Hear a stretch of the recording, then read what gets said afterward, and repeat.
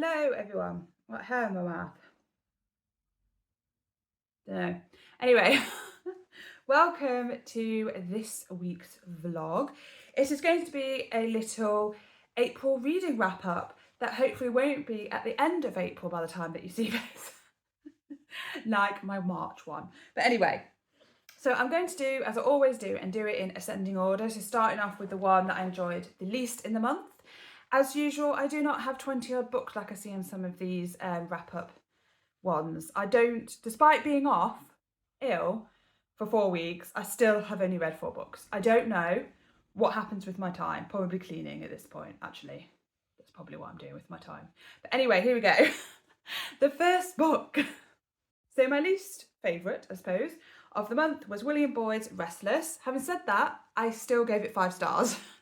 It was really enjoyable. I'll read the back so you can get the general feel of the book, and then I don't give away any spoilers because it's just on the back of the book and anyone can read it. So it is 1939. Eva Delektovskaya is a beautiful 20-year-old Russian emigre living in Paris. As war breaks out, she is recruited for the British Secret Service by Lucas Roma, a mysterious Englishman, and under his tutelage, she learns to become the perfect spy, to mask her emotions and trust no one, including those she loves most. Since the war, Eva has carefully rebuilt her life as a typically English wife and mother, but once a spy, always a spy. Now she must complete one final assignment, and this time Eva can't do it alone, she needs her daughter's help. So, the problem I found with this mostly is because I felt like it would have been better if Eva had been, if the point of view wasn't Eva and then her daughter, because her daughter's point of view didn't bring anything to the story, I reckon. I think it would have been better if it was Eva back in 1939 and Eva in current day. I think that would have had more of an impact.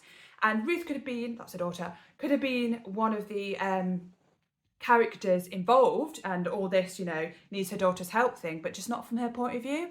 And I feel like that for me would have made this better. So the writing was fine. It was good. It wasn't. I could tell a man was writing it from a woman's point of view, basically. But it wasn't. It wasn't awful. It's just you could just tell. And yeah, I did really enjoy it. I think if you don't want something too taxing, too emotionally draining or whatever, then this is kind of a book for you. It's you know, I kept wanting to read it and stuff. As I said, I did enjoy it. I wasn't like, oh, I don't want to pick it up or anything like that. There was at no point I thought I was going to DNF it. So yeah, I would recommend, if you want an enjoyable read that's easy, it's not going to get your mind wandering, it's easy to figure out what's happening or what's going on, then this is the book for you. And I know a lot of people though have really recommended this book and love this author. So obviously all these things here is just my personal opinion. You might find that you enjoy a book here much more than I do, and that's fine because we're all different. And just because I don't like it as much as you doesn't mean that you can't like it. I feel like I have to point that out. Next is Virginia Woolf's Mrs. Dalloway. This was the first book I read of the month. I did again really enjoy this. As I said, that William Boyd one was 4 stars, so this one's also 4 stars. I think Virginia Woolf is fast becoming one of my favourite authors. Like, I read The Lighthouse in January and I gave that 5 stars, and this one wasn't as good as The Lighthouse, but I still really enjoyed it. I just love how different she is as a writer, how unique. Like, there's no one now that writes like her. I think though, if you're not used to reading, and especially not if you're used to reading modern classics or whatever, then Virginia Woolf isn't the author I'd suggest you start first.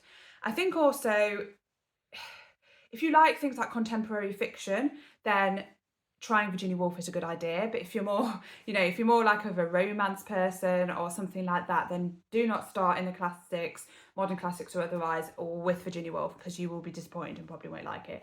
But her books are really short, so if you did want to give Virginia Woolf a try, it's not going to take up too much of your time.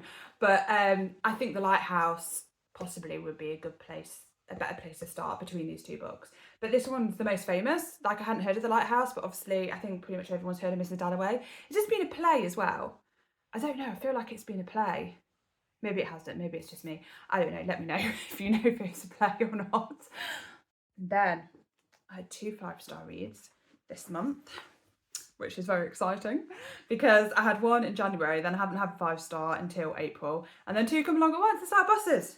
Anyway, these aren't in any particular order, to be honest, because they're both 5 stars. So I'm just going to show you in the order that I read them. This one is Cleopatra and Frankenstein by Coco Mellors. So this has been on like BookTok and YouTube and stuff ages and ages, and people saying that it's great. And some of the books that I see on these things are just not worth the hype, but this one definitely is worth the hype. I really, really enjoyed this. It's contemporary fiction. You can kind of get that it's contemporary fiction by the cover. I just love this cover. I think it's like really, I don't know, it speaks to me, this cover. This speaks to me. So this on the back says, New York is slipping from Cleo's grasp. 24, at a different party every night and with a student visa that's swiftly running out. She doesn't even have money for cigarettes. But then a chance encounter on New Year's Eve offers her a way out. Frank, successful and 20 years older, can give her the security she craves and the green card she needs. And in Cleo, he sees a life filled with beauty, art and freedom. As the two rush headlong into an impulsive marriage and the friends are drawn into its tumultuous orbit, what began as a chance meeting will change all their lives forever. So I felt like this read a lot like Breakfast at Tiffany's. Like Cleo? Is it Cleo or Cleo? Yeah, Cleo. It reminded me a lot of Holly Golightly, Breakfast at Tiffany's. Bearing in mind, I've only watched the film, not read the book of Breakfast at Tiffany's. So I'm only judging from that, and I really love the film. Anyway, I feel like it read a lot like that. And also the Frank in it also reminded me of the guy that I can never remember the name of in Breakfast at Tiffany's. Like, what is he called? If you know, put them in the comments. Like, I've done some TikToks about this book, and I just every time I think I can't remember what his name is.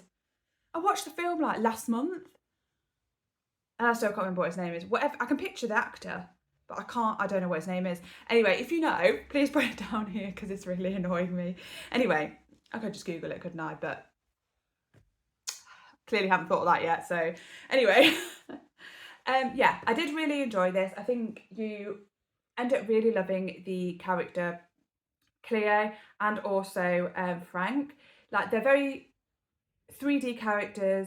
They're flawed like all humans, but like the heart's in the right place and all this kind of thing. And you do really fall in love with them. There's some other great characters as well. Like, I loved Santiago. I thought he was just a sweetheart, and he had my heart. He did. He was just a lovely character. And there was another character who I can't remember the name of, and he wasn't so lovely. He just annoyed the hell out of me the whole time. I just wanted to go in there and go poof, poof.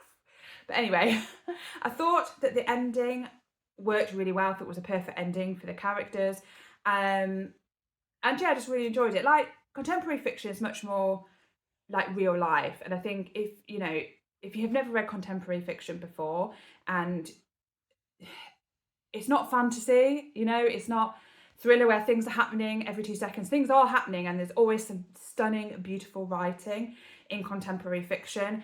But obviously, if people want action-packed things and stuff like that, then contemporary fiction isn't for you. But it is my ultimate favourite genre, and I love it within films as well. Like, Breakfast at Tiffany's is really contemporary fiction in film, and I mean, it might be in the book as well, but I've not read it. And I guess, like I said, with Mrs. Dalloway, Virginia Woolf, it's sort of a modern classic contemporary fiction style. So yeah, it's my favourite genre. So the fact that my second 5-star, I suppose both, because my first one was The Lighthouse, and she's basically Virginia Woolf's contemporary fiction in a classic sense. So really, it just kind of makes sense that the first two 5 stars I've given have been contemporary fiction, because I just love that genre. Anyway, moving on. So the fourth and final book, sorry, the window's there, and I keep seeing things out the corner of my eye, like someone's walked past or a car's gone past, and it's just making me go, whew. Also, the dog's on the chair over there, and I keep seeing her out the corner of my eye moving around as well, which means I keep getting distracted and going. Anyway, so the fourth book, which I only finished last night actually, which isn't going to be relevant to you because this isn't going to be this week's vlog. So anyway, this is Stuart Turton's The 7 Deaths of Evelyn Hardcastle. So I got this in a charity shop. I got it in a charity shop, and I'm having problems with my anxiety if you've been following my vlogs, and for a while I just was struggling to even pick this up. But anyway, because it just was like dirty, we won't go into details anyway. So on the back it says, she's been murdered hundreds of times and each day Aidan Bishop is too late to save her. The only way to break the cycle is to identify Evelyn's killer. But every time the day begins again, Aidan wakes in the body of a different guest and someone is desperate to stop him ever escaping Blackheath. This was so good. I've seen this again a lot all over social media and a lot of people say this is one of their favourite reads ever. I probably wouldn't go quite that far, but it is really good. It's really enjoyable. And I was thinking about this, like after that when I wasn't reading, I was trying to work it out. I feel like it reads like a murder mystery. So I don't know whether that's just a British thing, but murder mysteries. But obviously, like with murder mysteries, you can be, it's a bit like the game of Cluedo, isn't it, really? As well, that's a murder mystery. And, you know, I think the ultimate murder mystery is in you some kind of stately home or something, and there's like a group of you, one of them's a murderer, but you don't know which one it is, and you spend the evening trying to figure out who it is and get the clues and things like this. And obviously you're going to suspect absolutely everyone because, like, I mean, one of you is, but if you know you're not the murderer or whatever, then you've got to try and figure it out. You're going to suspect like absolutely everybody you come in contact with. And this reads like that because they're all stuck in Blackheath. And there's more than just Aidan Bishop trying to figure it out and stuff. And I just feel like it really read like that. It was really atmospheric. And I literally felt like I was reading a murder mystery basically and working it out with him. And you can see these are all my like guesses and thoughts.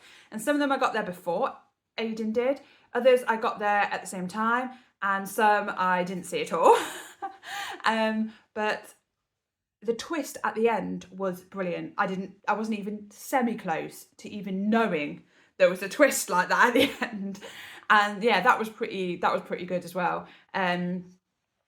So yeah, when I think about it, I should have thought of that. But I did really, really enjoy it. And yeah, I would 100% recommend. And I think this book would appeal to a lot of different people. I think my husband really enjoy this, and he mostly reads horror and fantasy, but I think he would really enjoy this because I guess it's kind of a cross genre thing.